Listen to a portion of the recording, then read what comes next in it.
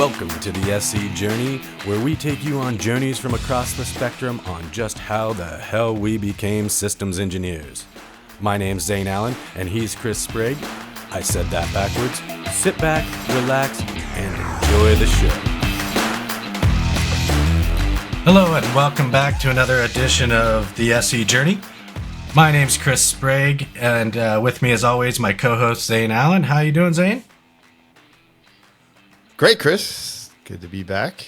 We won't mention how long it's been, but we'll let the listeners do that math. But yeah, it's great to be here. Excited about our guest today. Yeah, finally doing another episode right in the middle of you getting moving and having all this chaos in your life. So we figured we'd bring it to the episode here. And of course. When a better time, huh? Yeah. Moved houses, set up an office, maybe quite literally right before this. So we're going to see how this goes. Awesome. But very excited to be here. Yeah, it's excellent. And we're super excited to have a friend, guest, colleague with us. We've been trying to get this episode done for 23 years or so, I think, with our friend Tristan Todd. How you doing, Tristan? Yeah, I'm doing great. Before we had the podcast. Yeah, thanks so much for having me on the podcast. This is awesome. Yeah, we're super excited to have you here. Like I said, finally get this one going. Get it out here for the summer. I think it's a good time to sit and shoot the breeze with you guys. So, absolutely.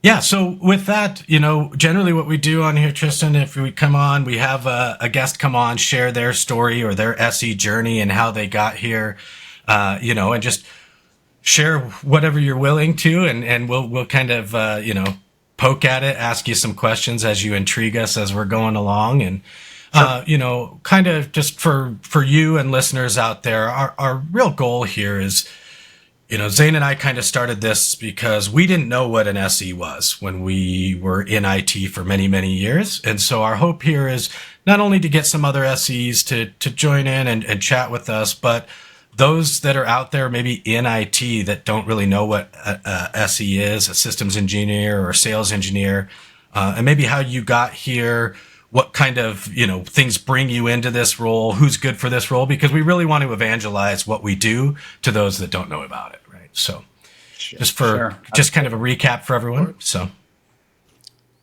we're going to say something, Zane? That is, Nope, that's the goal, right? Or sometimes people just tune in to kind of see other people's experience that may also be in the industry, right?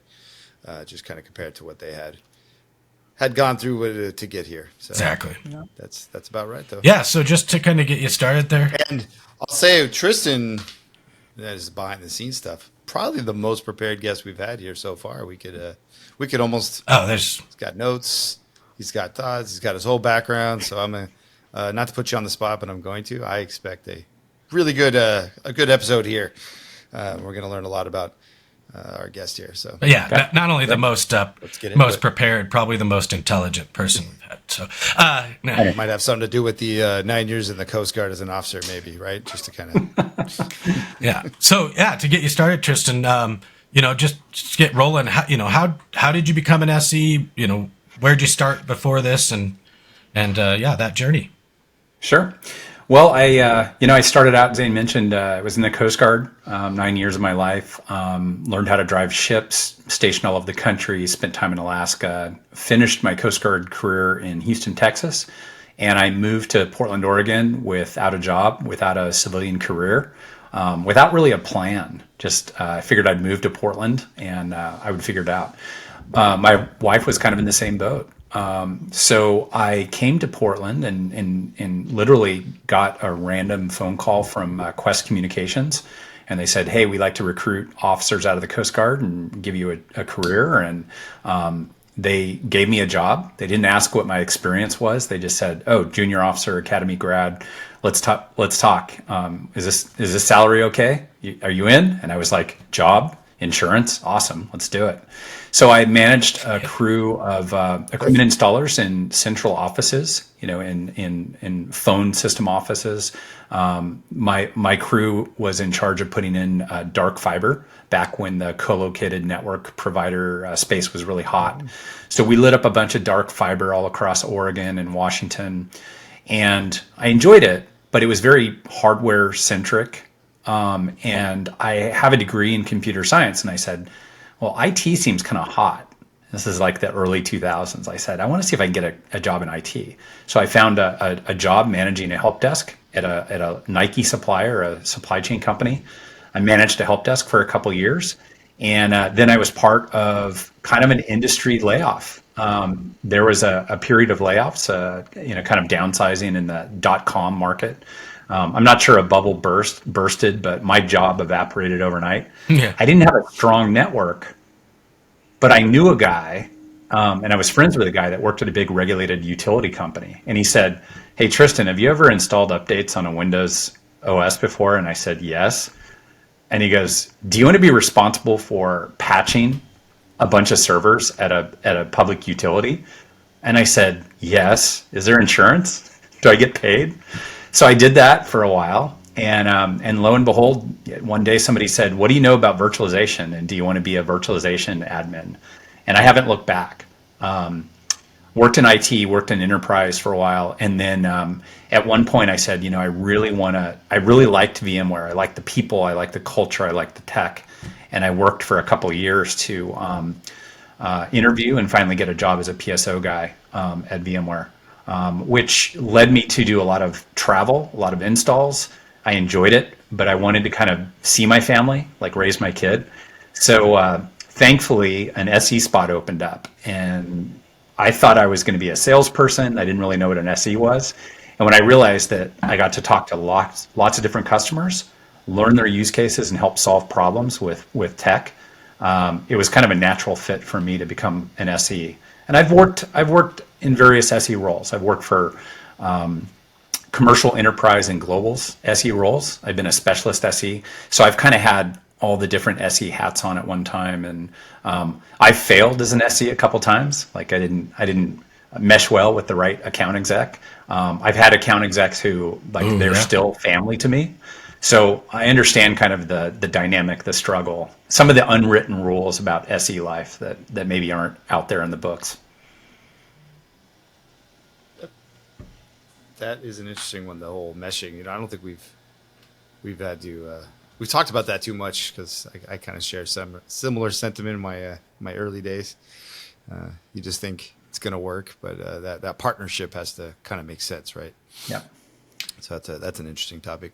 But I just like that Quest. So Quest, is that true? They like to hire Coast Guard officers? That's seems like a small niche of people. Well, that's what your hiring pool is. But anyway, well, back then, utility companies, particularly phone companies, hired military academy grads and junior officers, because somebody in their early 20s who you can assign a crew of 20 or 30 people to, give them a budget, give them a mission, and say, get it done, and not expect them to have to ask 200 questions like, how do I get it done? But just complete the mission. So I was wired pretty well for that kind of lifestyle. And it was fun. I got some really good leadership management experience. But if you've ever worked in the utility space in the phone company, it's complex. And I enjoyed it. I learned a lot, but I only lasted about a year and a half. And then I tried to find one of those cushy IT jobs I read so much about. Yeah. No, absolutely. And then when you became SE, just another interesting point, and I'm sure maybe you have something there, Chris, too. Did you have any preconceived notions of what it meant? It sounded like you did it for the necessity, the life balance, right? The work-life balance. Sounds like he thought he was becoming a salesperson. Well, I'm curious about that as well. Yeah. How do you get your first SE role? Well, typically an SE or an account exec sells you on it, right? They're good at selling, right? Most SEs and account execs. And for me, it was people in the sales community who I knew and respected, and in some cases loved, convincing me that they'd seen what I did as a consultant, and said, you could be a really natural SE. You'd be really good at technical sales and pre-sales. And I guess I was really interested to find out if that was correct.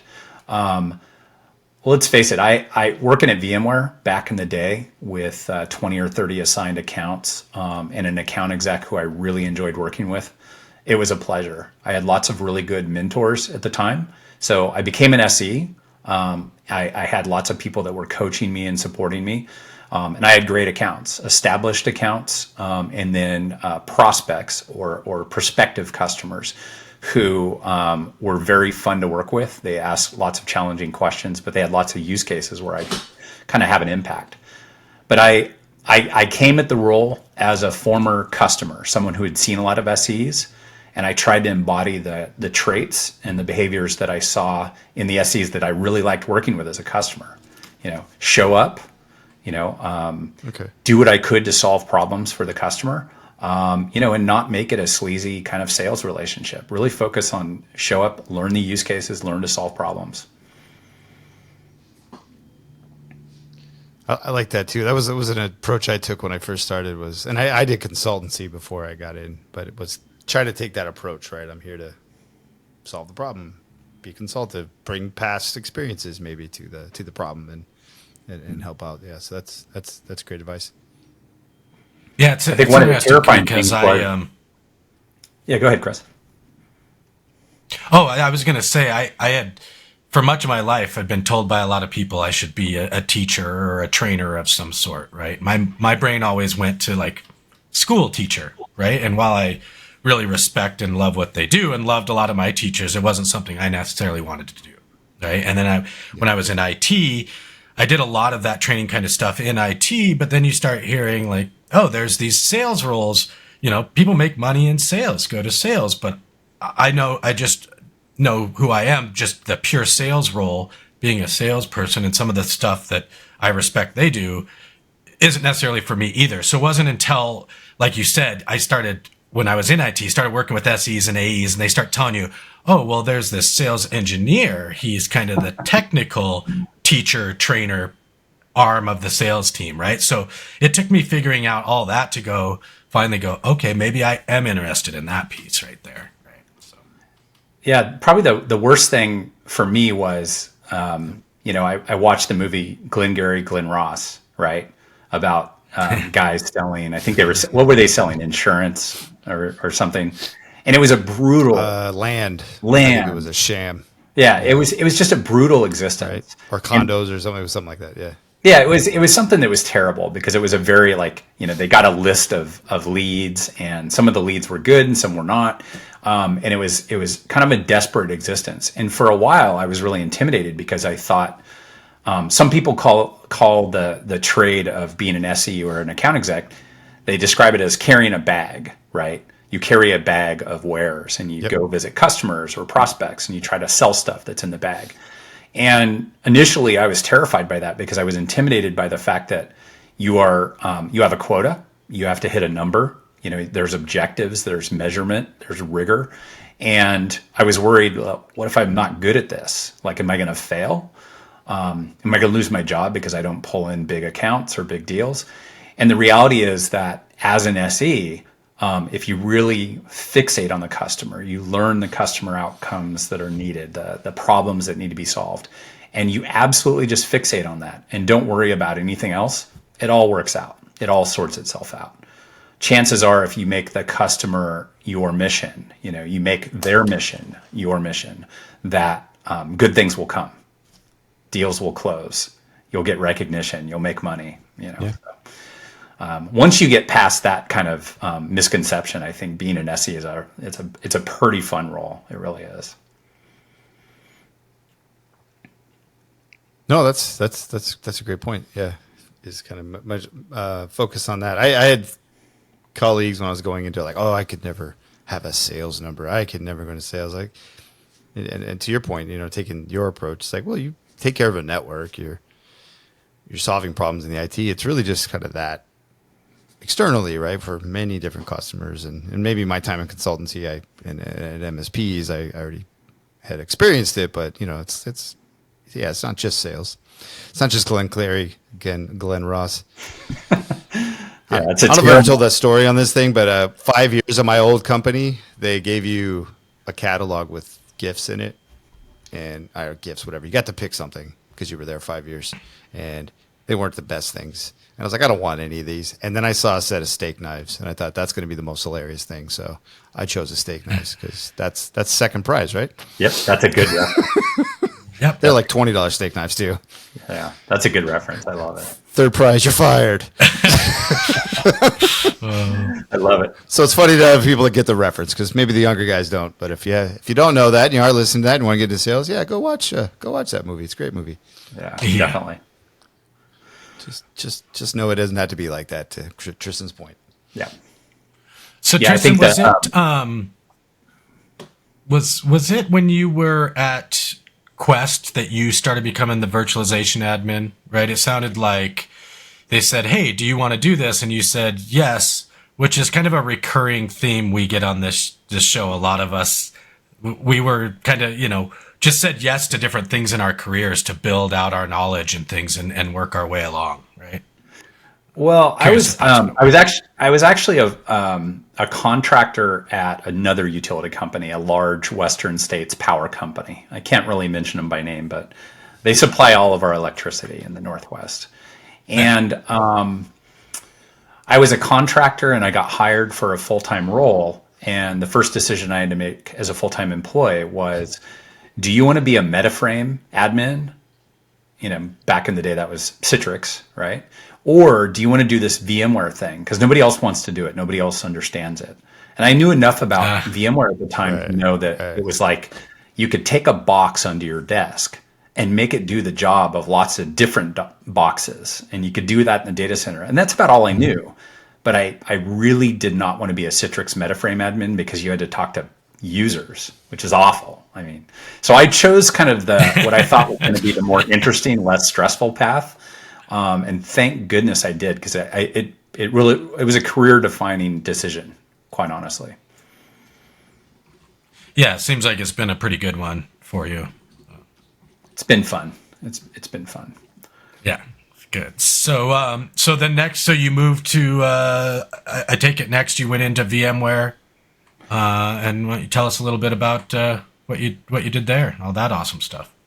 Sure. Well, I kind of learned at that point in my career, having been part of a reduction in force or a company that kind of melted down and losing my job, I didn't have a professional network and I didn't have a work portfolio. Like I didn't have examples. I didn't have measurable outcomes that I could prove to other people that I was, maybe a prospect or a good hire. So what I did was at a large utility company and then a large financial services firm. This was back in the days that you could take, acres of servers and storage networks and reduce them to aisles of, racks of VMware hosts. And it was back during the era of x86 virtualization, physical to virtual, P2V virtualization, where you could show, massive amounts of power consumption and space consumption and real estate and all of the things that come with that. And you'd show your value based on, hey, we just took 4 aisles of servers and we condensed it down to 2 racks. And so what I would do is I would go to my leadership and I would say, we need to invest in this technology, this project, we need to spend on this, or perhaps you need to promote me because here's what you were spending on this physical big iron, and here's what you're spending now that we're virtualized. And so back then it was very easy to kind of capitalize on those benefits of virtualization. But what's interesting is I did it at 2 large organizations, and then I said, I really want to join the mothership. I want to join VMware and do this for lots of other organizations. So that's kind of what made me jump off the cliff and go from the customer land to, I think some people call it the other side of the table, the SE side of the table, the vendor side of the table, the dark side, if you will. Yeah. It was because I wanted to have an impact, not with a single organization, but like more orgs, more people in the world. So yeah, go build things, right?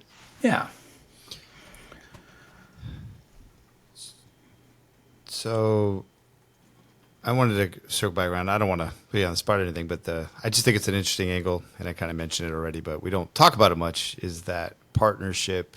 You become an SE. And it sounds like maybe it was initially up front where you had the problem. I'm just going to guess. That's how my story goes. But any thoughts around why, or any things you learned from that scenario? I don't know. Just, for those out there that maybe, as Chris said up front, looking to get an SE and have to understand there is that kind of partnership, that marriage almost, if you will, that you have to consider. Well, yeah. I mean, in some cases, the SE account exec relationship. I've been in SE roles where I had one account exec that I was partnered with, and I've been in some roles where I had multiple account execs. Yeah. And there's always a relationship with an SE and an AE where it's almost, in a way, it's an arranged marriage, right? You don't necessarily have the luxury of picking your account exec. You don't get to pick your salesperson. Yeah. And the best account teams that I've seen, account SEs and account execs, are ones that can read each other's minds. They can finish each other's sentences. And it's very much like a marriage or a strong partnership. You have to have kind of implicit trust. You have to have respect. You have to know kind of what people are thinking, your teammates, what they're thinking.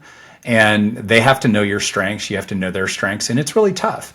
And that's just on the professional side. On the personal side, you could be spending hours with this person in cars, on planes, in hotels, in Starbucks, waiting for a customer meeting. Yeah. And so you better like this person. You better respect them. You better, find them interesting or whatnot. And when you deal with somebody who maybe has an abrasive personality, maybe they don't deal with stress the way that you do, maybe they don't, maybe they're just not wired the way you are. It can make for a really uncomfortable working environment because you're very much, your success is tied to that person. So I'm not going to say I've quit a couple of account execs back in the day, and I'm certainly not going to name names, but a couple of account execs that I worked with, I probably wasn't their first choice. They weren't mine, and we parted ways on good terms, but it wasn't a really good matchup. But I've had some account execs that I've worked with that absolutely, they still get a Christmas card every year, sometimes a fruit basket. They're friends, family for life, and typically those types of relationships, Pretty cool. You'll see account execs and SEs who they'll be a team at one company and then they'll move to another company, or they'll reform at another tech company. And there's a few account execs who, if they called me today and said, "Hey, I've got a role, I need an SE, do you want to be my person?" I'd be darn tempted. Obviously, I really like where I work now, so I would probably try to get them to come over to this side.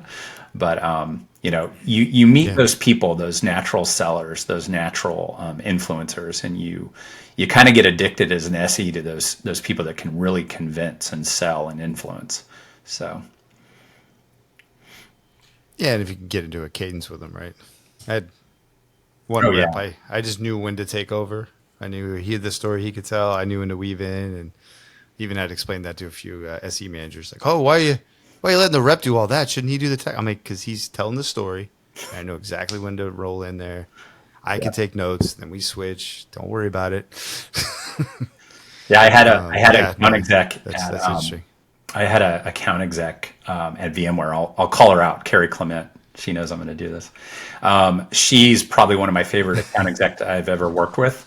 She could do all of her own technical demos. She knew all the technical value props. She was a former SE turned account exec.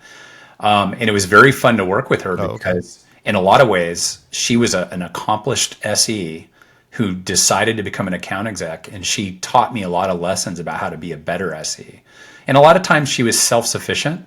So what we learned to do was force multiply. Some SE work she could do herself, and then she would hand other duties off to me, and we covered a lot more ground where we didn't always have to be on the same call in the same room. That was a fantastic experience. Yeah, that works really well. Yeah. You take these, I'll take this. Yeah. Yeah. Yeah. There you go. You pointed out a couple of really good points there, Tristan, that I just want to circle back. One is to make sure you like that person. You'll be spending a lot of time with them. So, if you're new to this and you're going to do some SE interviews to become an SE, or heck, if you're already an SE, of course you'll talk to the hiring manager, but make sure that you're interacting with those people you're going to work with. Ask them what teams you'll work with. Make sure the sales rep or account executives you'll be working with are part of the interview process. And if not, like my first couple of jobs when I first moved over to the dark side, Tristan, that's what I call it too. Although maybe it's the light side now. I'm not sure exactly, but the other side with good cookies. When I first went over to a reseller, I was calling that account exec, even between meetings and stuff, and building a relationship with an account exec beforehand to understand whether we liked each other. Building a relationship only helps you get through the interview process, all that stuff, right? So I think that was a really good point that you brought there, and I just kind of wanted to add to it. Make sure you are interacting with those people you're going to work with and know it's going to be a good fit. Right? Sure. I guess the other thing that's why I want to double down on that. I don't think we've ever brought it up on the show. It's great. Yeah. Oh, go ahead. The other thing to realize that in sales orgs, right? I don't want to say there's a lot of turnover, but in tech sales, typically, an account exec or an SE stays in role for, 6 months to maybe 18 months. And then you change, you get a new account list, or you get a different account exec assignment, or you refocus on a different sector or region. And what I failed to learn at the time, I probably quit a couple of SE relationships, account exec relationships too soon, or I could have waited it out, I guess. I could have just said, some orgs that I work with, every 6 months you got a new rep, or you got a new sales assignment, or a new focus. And so what I appreciate now is universally across the tech sales industry, there's a lot of change.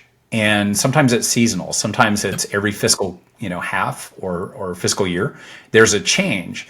So if you're in a relationship, maybe it's not it's a forced marriage. It's not a perfect one. Sometimes it makes sense to kind of wait it out. Maybe the tech and roadmap are great. Maybe the SE leadership is awesome. And it's just, you got, you're paired with an account exec who you don't love hanging out with on the weekends, whatever. Sometimes it pays to wait it out. Sometimes it pays to be very open with that account exec and be very vocal with your feelings. Like, hey, I love working with you, but these 3 or 4 things annoy the crap out of me.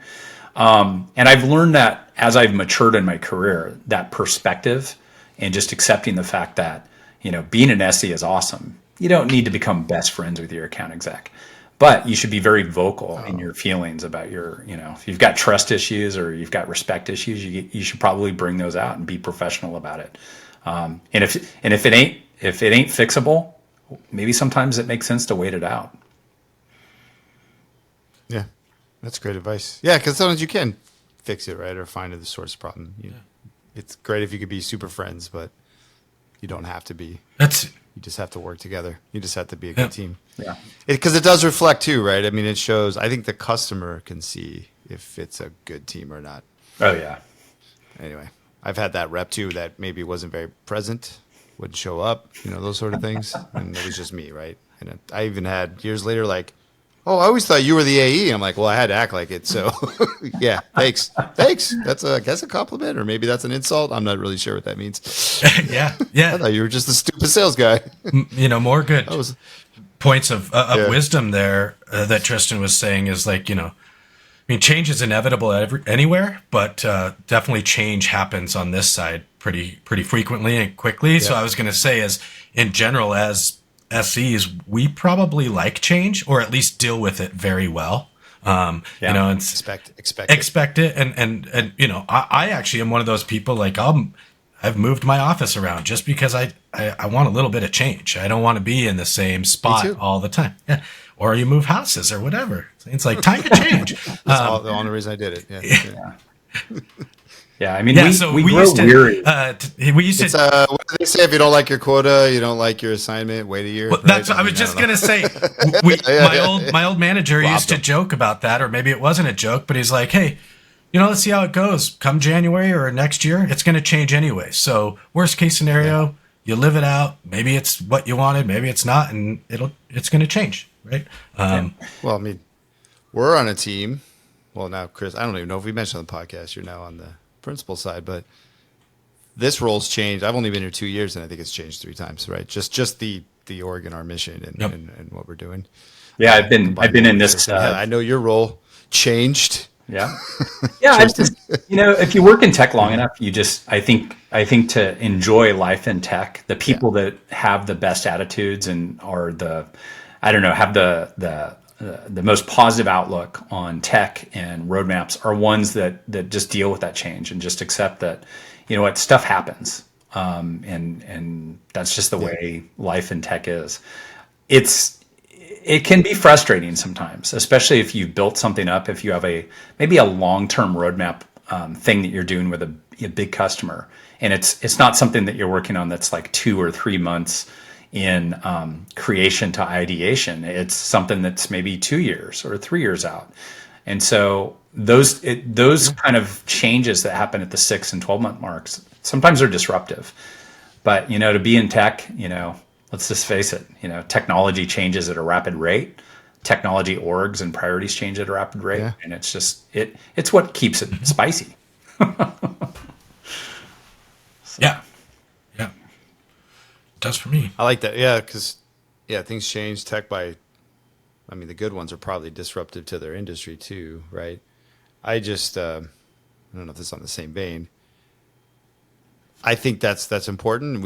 We do change. There's disruption, but hopefully, I like organizations that keep to the core of what they are, if that makes sense. So, what they're striving to be. That doesn't mean the actual tech or the actual thing they're selling, because that's going to change. But, you see some of these orgs that do 700 different things or pivot what they're focused. Oh, we're this, we're that, we're this, we're that. Just to go with the winds of change, if you will. Yeah. Anyway, so just personally, I like the organizations. Yeah. Or I think I'm at one now that has that core mindset of what we are, and we deal with the stuff around us, and try to keep that. Absolutely. Or you become that's a great point. I was gonna say, or you become big enough that you can make a parent company called Alphabet and just have your other companies do that stuff that spins up and spins down really fast. Yeah. But keep everything in beta, and then if you get rid of it, it was never real anyway. But no, being core to what your core values are and what you're striving for, absolutely. I would argue they're very still core to what their values are, and that's knowing everything about what your behaviors are. But whatever. I thought it was don't be evil. Okay. Don't be evil. Still be evil, exactly. We're not getting that sponsorship now, Chris. Okay, yeah. Well, maybe we'll have to cut that out. Okay, so moving along.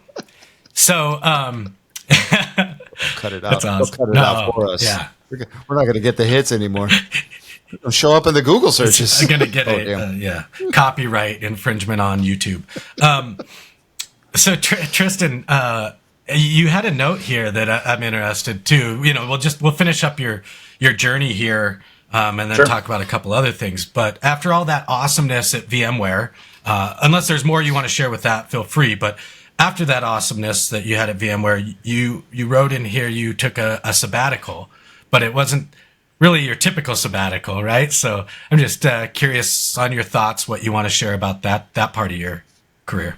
Yeah, sure. Well, I deal well with. I think I deal well with change, and I kind of like change. I was at VMware in various different roles for about 6 years.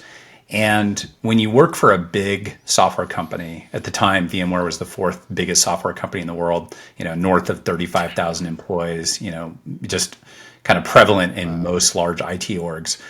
I enjoyed it, but at a certain point I said, wouldn't it be fun to work for a smaller tech company that could maybe make a sharper turn?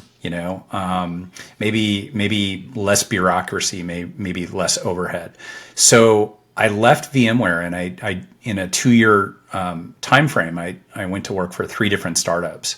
So 2 years, 3 tech startups. I went through a tech IPO that failed. It was terrible. Ultimately led to a bankruptcy and lots of drama. But I worked for a couple. I'm sorry. So not yours, hopefully. No, not my bank. No, the startup. But it was fascinating because the whole time I was out on that sabbatical, I was learning about startup culture. I was learning about, fail fast methodology in product development and product sales. But what it generated is it generated an appreciation for maybe a more balanced scorecard in the way that I evaluate, potential orgs that I want to be part of. Like, how do you pick a good employer? How do you spot a tech company that is a good place to work? And it used to be I picked based on, is it a strong logo and is the money good? And that was it. But after a couple years in startup land and an appreciation for all the goodness that I had at VMware, ultimately I left those startups and went back to VMware for another 5 years or so, in 5 fantastic years. So I split, I'm what's called a boomerang. I left VMware, went down to startup land, tried real hard to make it work, didn't find something as cool as VMware, and went back. And they welcomed me with open arms. I stayed another 5 years and enjoyed it. So, I think so it was 5 years after all those. Oh, okay. I didn't know that. Yeah. So I wish I could say I had like 10 years of continuous service as a VMware employee, but it's split up into 2 different chunks. And I'm really proud of the decisions I made. I mean, I wouldn't call any of the decisions I made on my sabbatical mistakes, because I forged fantastic relationships. This industry is small enough. Everywhere you go, you meet people that you met, previously on your journey. So I work with a lot of people I used to work with at companies like Tegile and Nutanix and Tintry. Some of those folks are coworkers again here at Pure Storage, and I love that. It's fantastic. Yeah. They have a similar perspective, but I think there's no disrespect for people that go and try things and sometimes try things and then fail fast. That was certainly the case for me during my sabbatical. I tried 3 shops and I kind of failed fast 3 times, but I learned a great deal in the process. And ultimately it's how I got to where I'm at now, and I'm loving life, having fun. Trying to do good. Is that there's you probably you go do those things, but you probably learn a lot, right? Like sometimes it's just good. I saw this a lot in IT as well. Like you get in a culture and things are done very culturally and the same over and over. And sometimes it's good to just go get those other perspectives, right? You probably learned a lot just from those couple of years. Yeah, I think I did. Some good lessons. Some things that were positive and some things that were downright negative. But definitely took learnings away from it. And I've always said sometimes you learn the most from the negative stuff, or learn the most from failure, right? Yep. Absolutely. Yeah, you do.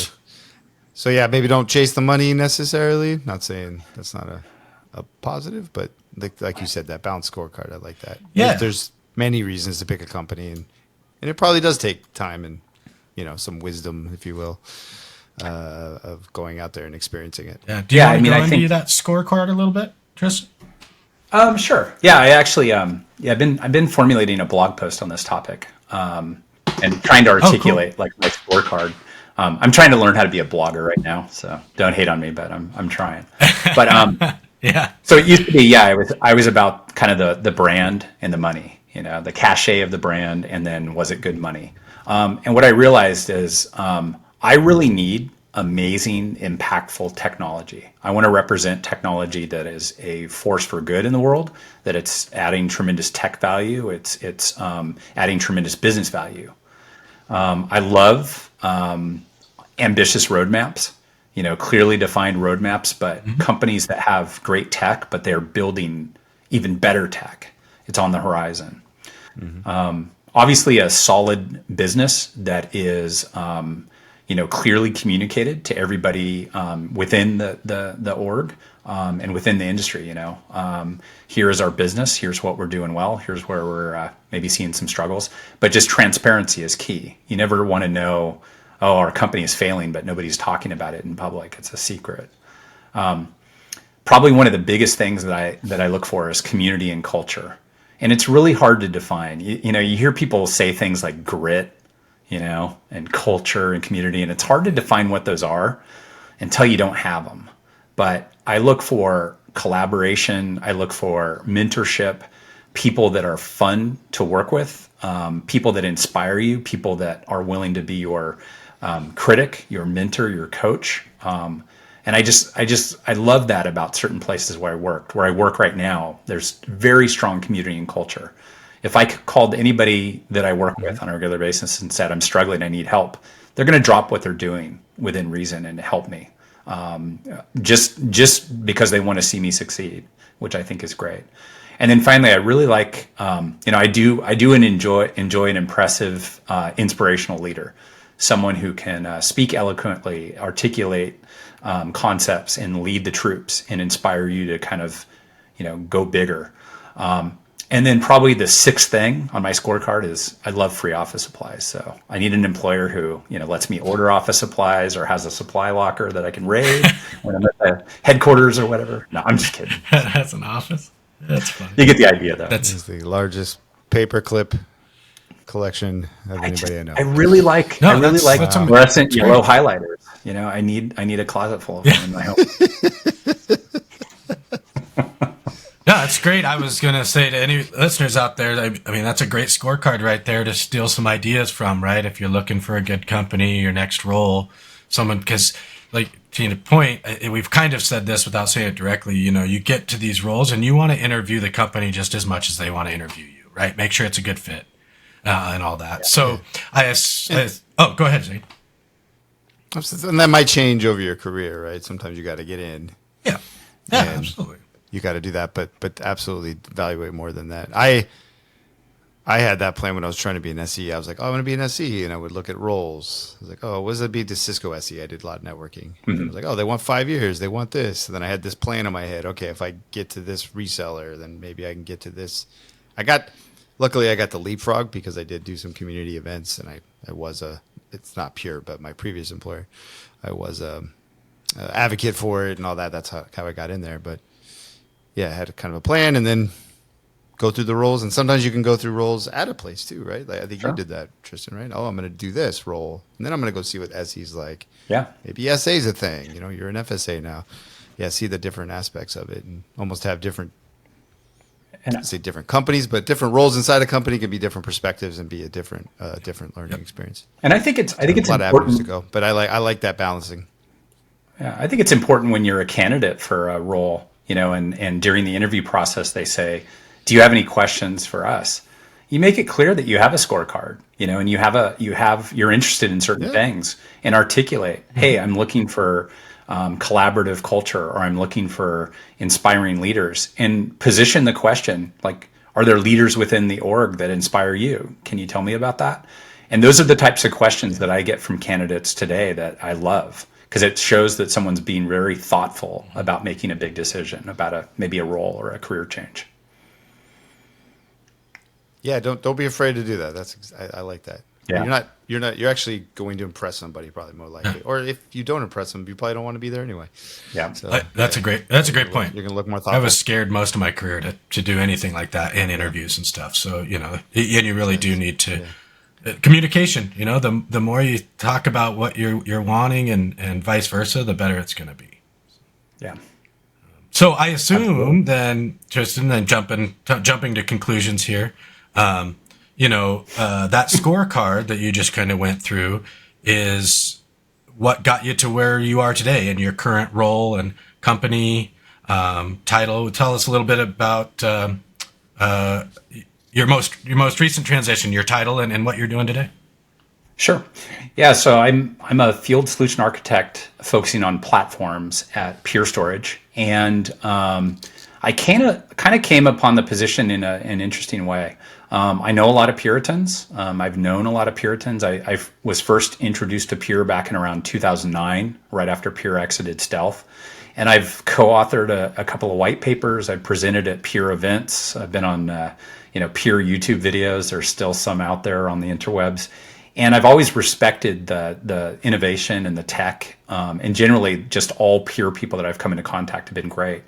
It was a time in my career, maybe the specter of the changes happening at VMware, the acquisition by Broadcom, kind of had me thinking about whether I wanted to work for a smaller, more agile tech company, one that had maybe a respected brand, but also a place where I felt I could make a difference, So the role that I have now is, it's interesting. I support the Americas. I focus on virtualization and platforms, technology, conversations, and work streams.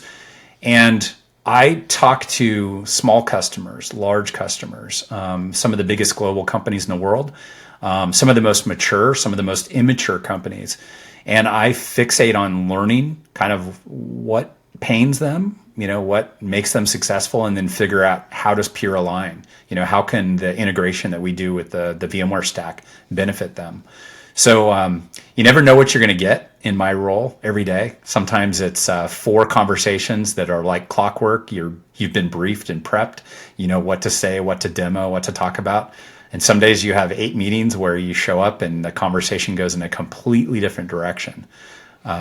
Chris and I were on a really fun call today where we were doing some strategizing with one of our sales teams and trying to give them ideas for how to carry about a conversation with a really interesting customer. So I love where I work today. I love what I do. It's a challenge. It makes me I stress out every day. It makes me stretch and grow a little bit every day. And by the end of the day, I'm absolutely gassed. I'm ready for the weekend. I feel like I've contributed. And then Monday morning, I'm energized to get up early and do it all again. So, yeah, it's been a lot of fun. Nice. That's awesome. And I can tell you, like, it can't be overstated the impact you've had at Pure already. Like, so many people feel it. You've been an awesome addition. Like I said, you're probably the smartest guy we've ever had on here. And no, Tristan, obviously just a awesome guy, obviously, as we're talking here, but has been a big impact at Pure already. So I'm glad. I'm kind of glad, just in a way, that we've been trying to get this recording done for months and months, but almost glad it pushed off a little bit because you've had more time to understand, get settled in your role, understand about Pure and all that, and share this story. So. Well, the more I learn about, the more I feel like, I've been in the role since September of 22. And the more I think that I know the role and I know the tech and I know the roadmap, the more that my smart teammates, who, they're the smartest in the industry, they remind me that I don't know as much as I think I might know. So that's another cool thing about working for a really edgy, future-focused tech company is when you have coworkers that constantly redefine what awesome is. You guys, I work with you all the time, and you constantly surprise me with your approach, with some of your insights. And to me, it's like sometimes I feel like I have imposter syndrome every day. And then I realize when I corner one of you and ask about imposter syndrome, I realize, well, you kind of feel the same way sometimes.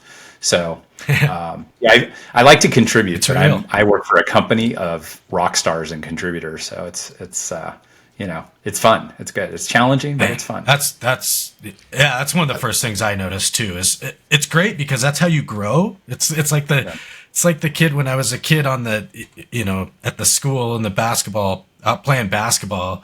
It's like you play with the kids that are better than you. You don't go beat up on the little kids, right? You go play with the older kids that are better than you, and you get better yourself, right? That's a way I grow. To your point, like imposter syndrome is real. Like we'll get it because there's just some people that are fantastic, and sometimes it's hard to see how good you are internally, right? Other people have to tell you sometimes, but I think it's a great way to grow, and that's what I love. It challenges me every day. Sometimes I get a little bit stressed because of it, but that makes me grow and get better every day. And then we've got the really scientific guys over here that, the engineers that build some stuff. Then you're just like, all of that's over my head, right? Like that is some phenomenal smarts. Some of those. I was at a recent company all hands sales event where there was this guy that kept winning all the awards and getting pulled up on stage. I can't remember his name. It's like Zane Allen, something like that.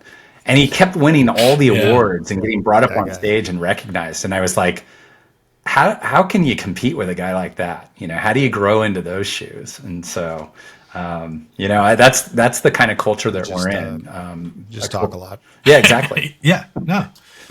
But it gives you things to shoot for and people to learn from and try to emulate. No, it's just As long as you're doing that, though, right? Be careful to.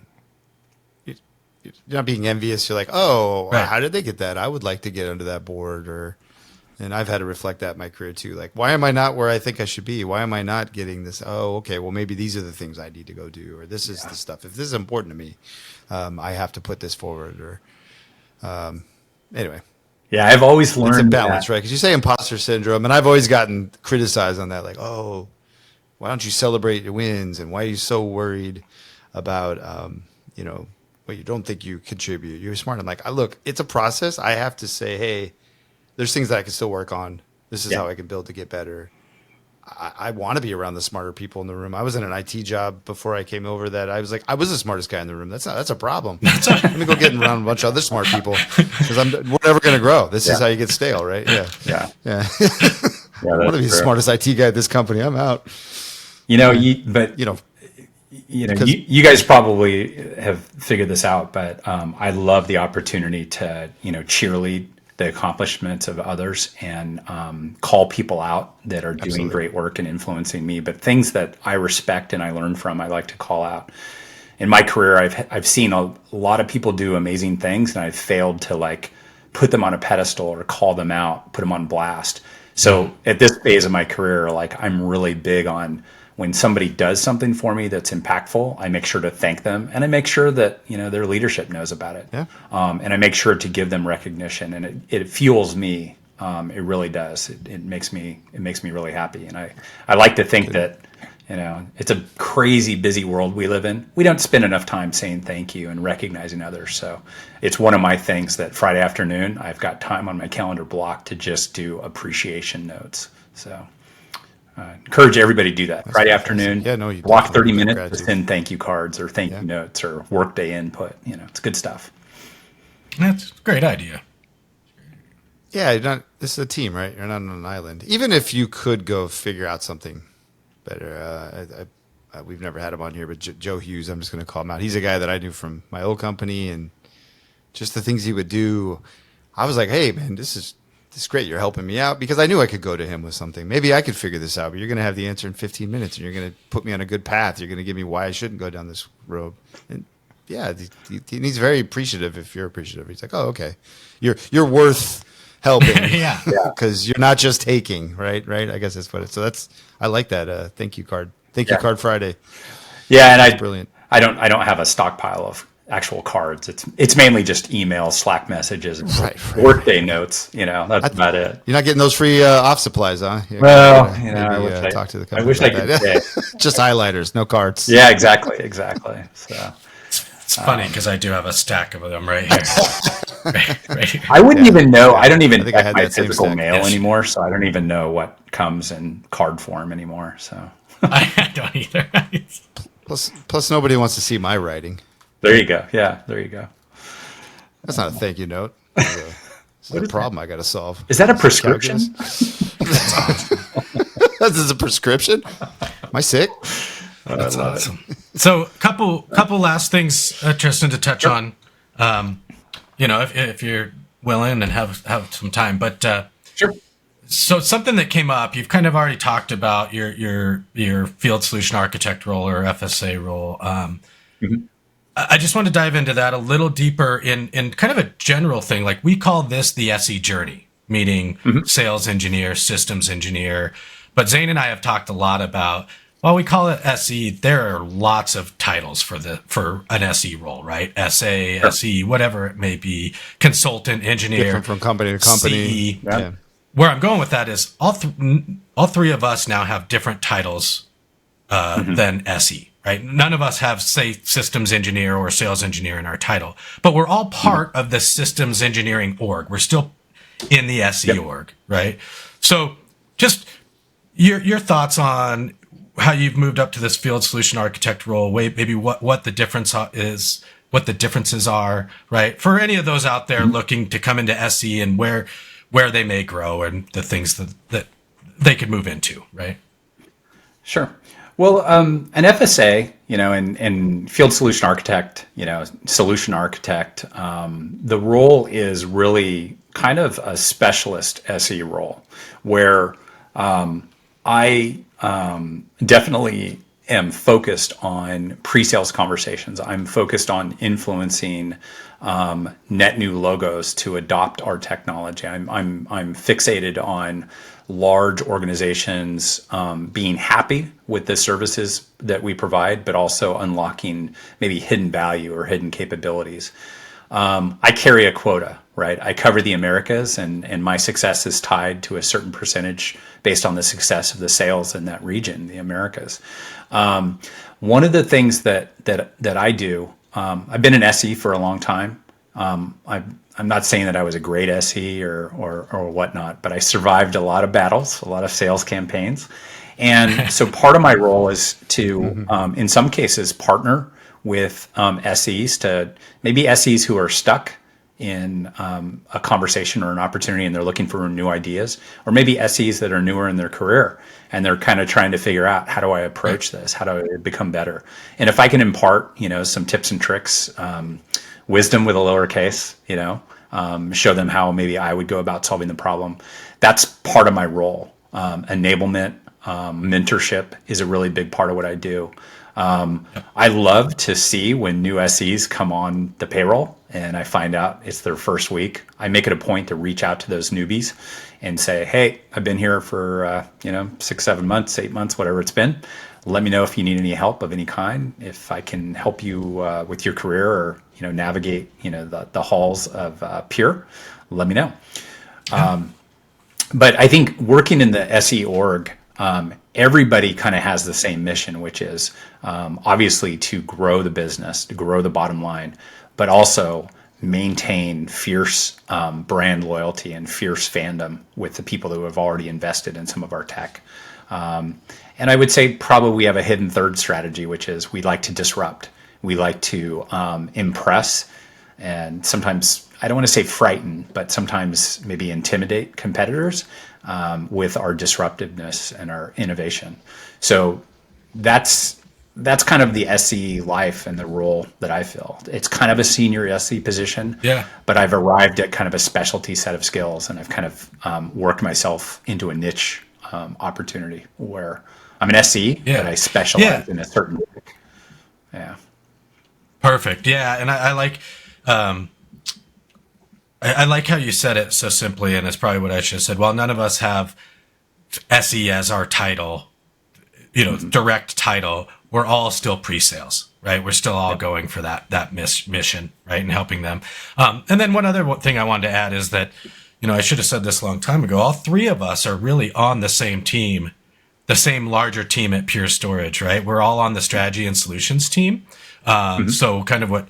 We bring that up because Tristan was talking about up-leveling and enablement, and we all have kind of that same goal as part of strategy and solutions, right? Really think strategically with solutions. So we have a lot of the same marching orders. The difference is, Tristan, you're our subject matter expert in platforms, right? So we're not necessarily experts in anything. We go to Tristan when we need that expertise, right? Or vice versa. But yeah, we're all working together on strategy and solutions and trying to up-level the whole org together, right? Sure. Yeah, absolutely. Yeah, I think everybody in tech, no matter what your role is, you need to understand the ones and zeros if you're a techie, but you also need to understand what is the business or organizational impact of those ones and zeros doing certain things. And if you can't translate between the geekery and the business value, maybe you won't have a lot of value fluidly throughout an organization. So I think it makes sense to aspire to understand, like, hey, I'm working on speeding up backup performance overnight. Well, what impact does that have on the organization that you work for, that you're part of? If you're a business, maybe it's keeping the business safer. Maybe it's protecting or being defensive against malware attacks. If you're a nonprofit, it could be about providing service to the community and greater services. So I think it's always good as a geek to reflect on, hey, I'm installing the new software, I'm upgrading, I'm making something highly available. What business impact does that have? Because at the end of the day, that's kind of the value that you're affecting to the people who pay your salary. It's another great point. I think I've brought up. I won't get into it deep here because I think I've brought it up a few times on here. But that's really when I kind of switched majors to generalist and started taking some business classes with my IT classes was when I really started getting interested in those types of things and started moving my career into more of that. Let's talk not just IT in my cubicle, but let's talk business outcomes, right? And that got me to enterprise architect and then obviously where I'm at today. So great point. Super cool. So with that, are you having fun and any tips for enjoying these roles for those out there? Well, I mean, I show up at work every day, and I'm in it to a certain degree for the fun, and I have to have a certain degree of fun every day. There's got to be some laughter. There's got to be some gentle kidding. There's got to be bad dad humor and jokes. If I'm on the road, if I'm on the road, and you guys both know this, there will be good food, right, and maybe good beverage. But I spend a lot of my time in my work role. A lot of my waking hours are focused on work, and so I like to make it fun. I like to make it positive. I like to lift other people up. I like to, in some cases, entertain people, give them a different experience than they're getting from other vendors. Maybe try to be, maybe not 45 minutes of PowerPoint for every 1 hour call. Maybe not do that. And so what I'm enjoying is just kind of the latitude that my current employer affords me to do the job in the way that I want to do it. To really fixate on customers, really ask a lot of inquisitive, make a lot of inquiries, and be inquisitive with the customer and learn what they're doing and how we can help things, and be very forthright, be very pragmatic about the advice that I give based on technology. We're playing a game here, as technologists. It is a game. And you have to learn the rules of the game. You have to learn, how to not necessarily win the game, but do really well, but not tear yourself up, destroy your personal life. You have to learn how to balance your work and your life and experience joy every day. Sometimes work is hard, and sometimes it's a slog. But you got to find, maybe it's the end of a really long, brutal day, that there's a little bit of gallows humor with one of your colleagues on Slack. Zane and I many times have ended a busy, stressful day where we just kind of snipe at each other over Slack for maybe 30, 45 seconds. And he, maybe he kids me about something. And I think he commented on my bald head at one point. And it was the kind of chuckle that I needed at the end of the long day, and we've known each other a while. We can do that. But little things like that. Finding ways to not take it that seriously. That good when well, I mean, it's okay, and I like that kind of gentle ribbing. But my point is, you can't take it too seriously. You always have to remember at the end of the day, it's a game. It's a serious game. It's your career, but make it fun. Find some joy. Find a way to bring balance to your work life. It's critical. Well, remember, it's full of people, and your customers are people, and you're people, and there's that aspect of it. And people are awesome, and sometimes they're not. So. Yeah. I like the dad humor part. I measure that on like if any the three of us can make my 8-year-old roll his eyes, like that's a great day, right? He's like, oh, that joke. So. Well, this is the best. Your best is when your kids actually give you dad jokes. You're like, I think I've done a good job, or maybe come not. back maybe from school with it. Me. Yeah. The apprentice. That's where my kids from the are. master. All right. Yeah. That's awesome. Well, Tristan, this has been awesome. I appreciate all of it. If there's anything else you want to tell us before we sign off, please do. And if not, Zane, I'll let you. You can ask your closing question. Oh yeah. You do. And maybe have we covered this yet? It might have already been in here, but sure. Yeah, we usually end it with sure. I give everybody an out, right? I always tell everybody, I give everybody an out. It could be what's the biggest thing you learned in your career, but I think we've covered a lot of that. Sure. It's really what we ask is what's the biggest mistake that you've learned from, and maybe it is intended to be a mistake that you made. Usually, it's in the IT realm, or maybe one that you've been around or seen or learned from that maybe change your career Sure. that you learn from, Yeah. So I touched on this earlier, and people listening to the podcast will they're probably like recognizing when I did this thing. But imagine if you were flying a jet. You're flying maybe an F-16, right? And you get some engine over temp alarms, and maybe there's a little bit of smoke in the cockpit, and you immediately reach up to the eject lever and pull the eject handle, and you punch out when you maybe could have saved the plane. Well, in my career, I've learned that sometimes just because you're stressed out and frustrated doesn't mean you have to just pull the eject lever. Sometimes you need to see if you can just wait it out, maybe find some level ground where you could put the plane down, maybe put it into the ocean, but don't make a really rash decision. And I've made a few of those, and there's some people that are listening to this podcast that are shaking their head going, yeah, that guy, what a quitter. But I've learned in my career, sometimes like you have to. Yeah.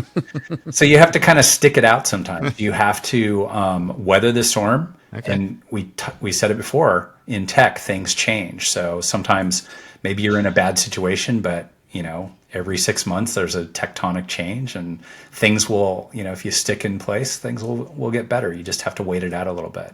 That's important. That's an important thing I've learned in my career. Probably the biggest mistake I've made is ejecting from that plane when I should have tried to calm down, be rational. Yeah. Okay. Yeah. Yeah. No, I like that one because I've had many inner dialogues when I was in IT. Problems are happening. I'm trying to put out the fires. The people are every 2 seconds asking me what's going on. And I'm like, if I just left right now, could I just find another job if I just took this off the resume? What if I just got up and left? then you get back into it. Gives you a second. You're like, okay, this is how I'm going to settle this. And then, to be honest, to your point, I was really, and maybe it's a sickness, and that's why we're in IT. Yeah. Was really excited at the end when I did solve the problem, and I was like, "Oh, that was amazing! I'm going to do this again." Yeah. But I've been there. What if I just left? What would happen? Yeah, I can figure it out. Hey, sometimes on Mondays we all have that same thought. Punch out. I like it. Yeah. Should I reach for the eject lever and just go for it?